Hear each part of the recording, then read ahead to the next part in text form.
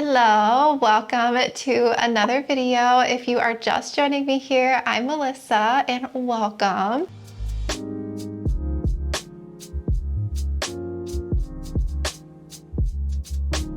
Today's video is a fun one because I'm going to show you how to acclimate a tissue culture plantlet. And if you set it up right, it will grow into a beautiful plant. And you can get some more rare, expensive plants for inexpensive. The process is actually not too difficult. I did have a experience earlier this year where I was sent tissue culture plantlets in vials. There was 10 each, so 10 of this plant and 10 of that plant. They are doing well. I have all of them still. I'm not going to be keeping them all, but I only lost 3 of the gigantiums that I had, and I think it had to do with just the plant itself and maybe the variegation, or maybe I left some of the growing medium on there and they just kind of rotted out. I think it happens in the chance that you are taking with tissue culture. But I have a plantlet here that I'm going to do today. And then in a separate video, it's going to be a part 2 to this. I have actually more on the way. This one here I'm going to talk about. I was actually gifted this.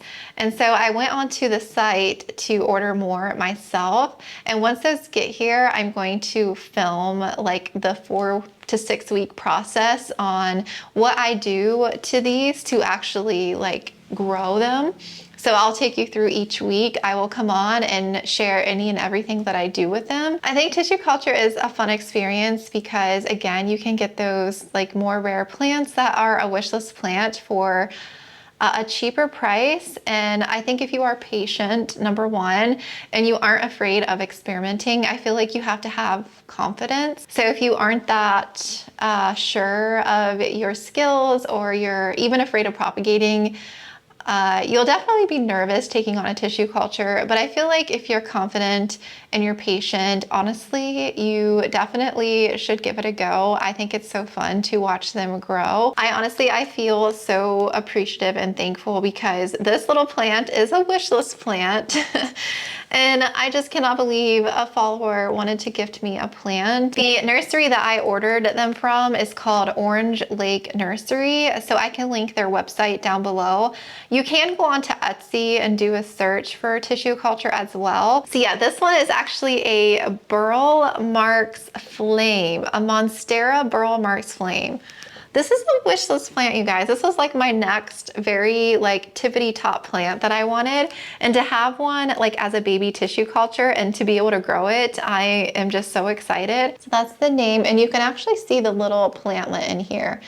So all that stuff, the gel-like stuff, is called agar. It's just the growing medium. What we're gonna do is get this little plantlet cleaned up, and we're going to remove all this growing medium. I'm not that experienced with tissue culture and even the science behind it, but tissue culture basically is just the process of where cells and stuff off of the parent plant is scraped off and grown in an artificial medium. And I believe a lot of it is grown in this agar solution, and it's filled with nutrients and stuff to encourage growth. So I guess it's just so cool that you can actually take cells and tissue off of a plant to grow a new plant, if that makes sense. I just think that is such a fascinating science, I guess, and it's so cool. So this is how the plantlet came to me in this little package. Now, according to the instructions on their website, it says to let it settle for a day or 2 before you open this. So it's been sitting, today is day 2, so it's been sitting a good day or so. So I'm ready to get this plant cleaned up and situated. It just needed to acclimate and adjust to my temperature. So as soon as I get this in the mail, just don't touch it, leave it for a day or 2, and then you can set it up here, which I'm about to show you. So supplies, you're gonna need some kind of container that's gonna hold humidity. I like these, I get these off of Amazon. This actually isn't gonna fit this. This lid isn't fitting. I'll have to find a different lid. You can get these on Amazon. They're little seedling trays. They come in different sizes, colors. There's different compartments. So this one houses 6 little seedlings. This can do a total of 12, and it'll just trap in humidity. That's really important because these little plants need like 100% humidity to grow and develop. So you're gonna want to invest in some kind of seedling container. It can be something like this, or if you're just using one, you could probably get some like plastic cups and another plastic cup to like put over top of it and create a dome-like effect, and then just maybe tape around it so that humidity is held in. And they even actually make propagation vessels like on Amazon where it's like a container and a pre-built lid. You can even use something like that. I'm doing a mixture of 1 part perlite and 1 part cocoa coir. So like 50% perlite. This is just like fine perlite. You can get this anywhere. And this is just cocoa coir. It's just the very fine grated up coir. And depending on how many you do, you have to get more, but I'm just gonna dump these into a container, mix them so that it's 50-50.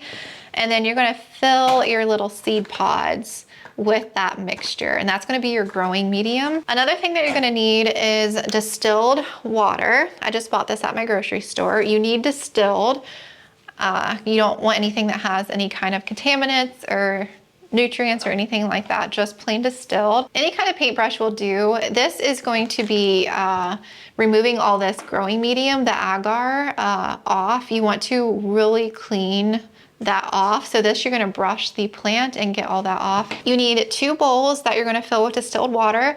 You're gonna plop this out of here into the bowl with distilled water, and then you're gonna clean it, swish it around, and then you're gonna plop it in another clean bowl with water to do like a second clean, so that it's really cleaned and all that stuff is off, and then you can plant it. Ideally, some people clean their platelets in like this fungal solution. I am not going to do any of that. I didn't use that for the last round of tissue cultures and they were fine. I think, again, I'm not really too familiar with that, and they didn't include any of that, you know, with this. So I'm not going to use any kind of fungal treatment or anything like that. I would just say make sure that your stuff is like cleaned or sterile. I do have some tweezers that you can use if you have like, you can pick them up with the tweezers if you don't want to pick them up with your hand, but I would just like wash your hands so that you're not contaminating anything. And you're going to need a couple like paper towels. This is to dry the plantlet off from the distilled water, because you don't want a ton of moisture sitting on the plant while it's in here, because that could potentially rot. And then lastly, just a label. You're gonna want to put the name of the plant and the date that you started this so that you'll know, and then you can stick this right down in here. And that way you can keep progress updates on it and when you started it. That is it, that's all you need. It's pretty simple, honestly. It's not too complicated. Once you go through the motion and actually do it, you'll realize like how easy it is. And I'm gonna bend you down so we can actually clean and do this together. And then I'll be doing updates with this one in my second video. So I'm gonna include weekly updates on this one. And then when I get my other 3, I'll be doing the weekly updates on all 4 of them. I'm gonna do all 4 of them in this little vessel. So this one, I'm just gonna pick one little pod to do, and then I'll place the lid over, and I'll probably sit it, I'll actually probably sit it in my cabinet, or you can sit it on a plant shelf. Just make sure it gets, I would say, 10 hours minimum of light a day. So I would sit it within like 8 to 10 inches of like a Barina light. I would suggest like a strip light, and then I would do like daily checks on it. Just monitor to make sure nothing is going wrong with the plantlet. But again, I had really good success the last time I did this, and I'm just gonna do the same method, and I'm just so excited. I'm so excited to have a Burl Marks flame. That is crazy. I mean, I know it doesn't look like one now, but that is crazy. If I can get it to grow in some time, yeah, I'm just super excited. And we're gonna use this to moisten our mixture. I prefer to like moisten it beforehand, but you don't have to. I probably should have gotten a bigger container for this.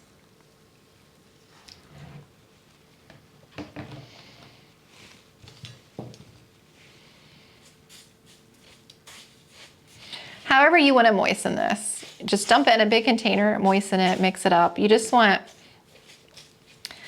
a good combination of the cocoa coir and the perlite. That's what the mixture is looking like once you have the perlite and core mixed. I'm just gonna sit this off to the side for right now. Okay, we're gonna pour our distilled water in here.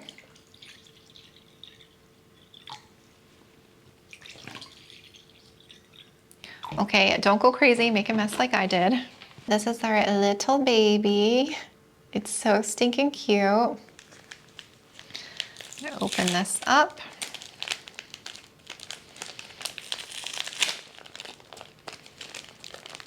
Ah, I see.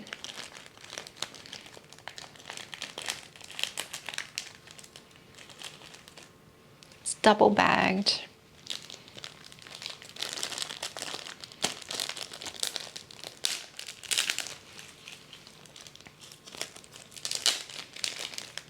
So I would avoid touching the inside of the plant. I would just go ahead and plop it, the whole thing, into the distilled water, agar and everything, because you're going to be cleaning it. The growing medium is just very slimy and gooey, so your goal is to get all of that off. You really want to clean it pretty good. So if a root comes off, that's totally fine, like a root came off in here. Swish it around for like a good, I don't know, like a good 10-15 seconds.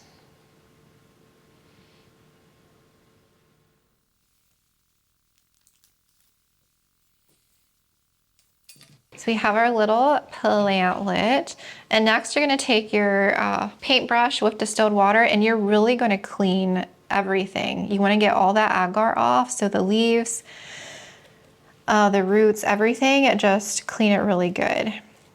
Because any of that agar growing medium left on this plant could potentially like rot it, so you just want to clean it really good.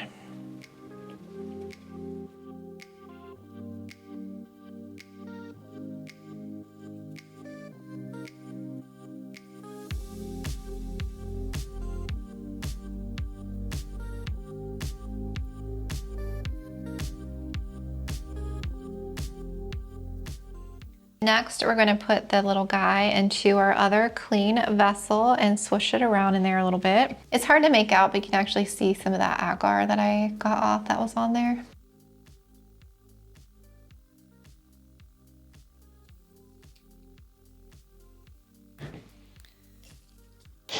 Then we have our another paper towel, and again, same thing, just kind of clean it off. You're basically just doing a second clean.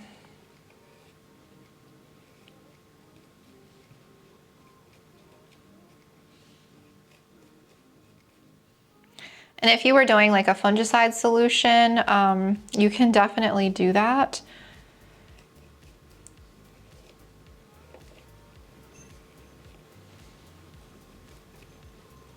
Okay, we're gonna take our container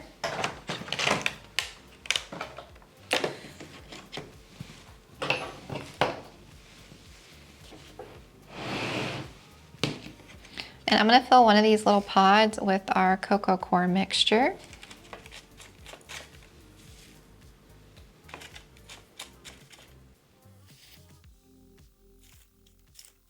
And then you're gonna take your tweezers or whatever you have and kind of make a little hole. And then our little plantlet, we're just gonna stick down in here. Make sure to get the root down in there and just plant it like you were planting up a normal plant. Gently cover up the base. It looks so stinking cute. Look how cute that is. You can tell it's like a Burl Marks flame. You can tell by the leaves how stinking cute that is. Obsessed. Okay. So we're gonna plant this in here. I know it's hard to see, but I just want to show you it's Wednesday, October 18th. You can see the date. That's what we wrote. And then I'm just gonna stick this right down in here. I found the right lid for this. So this one has little holes that open and close, so you can vent open and keep closed. So for right now, since we're just doing this one, we're gonna keep it closed so it can hold as much humidity in here as possible. And it just kind of closes right on. So yeah, this little guy is in here and ready to grow and be on its way. It honestly is that simple. And the only thing that you really have to do is, so after this sits with the lid on, humidity is gonna get trapped in here, moisture, and you'll notice like this not even really being see-through. If there's a ton of droplets, that's why I say to monitor it, and you're noticing a ton of droplets on the plantlet itself, that could potentially lead to rot. So just keep an eye on that. If you notice a ton of moisture in here, open the vent holes up and let some airflow in for just a little bit and close it back. You can take this off briefly if you need to, like, dry the leaves off with a paper towel or whatever, just so that a ton of moisture isn't sitting on the plantlet.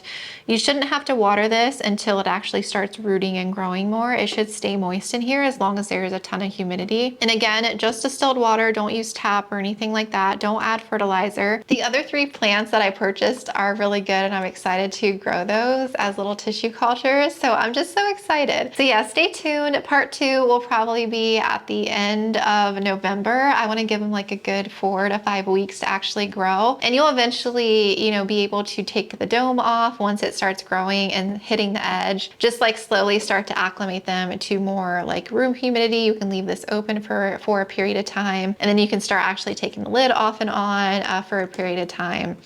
So yeah, my next video will walk you through that step of actually acclimating them to room humidity and weekly progress updates, and you'll be able to see the other 3 plants that I got because I'm super excited about them too. So I cannot believe I have a tiny wish list plant. I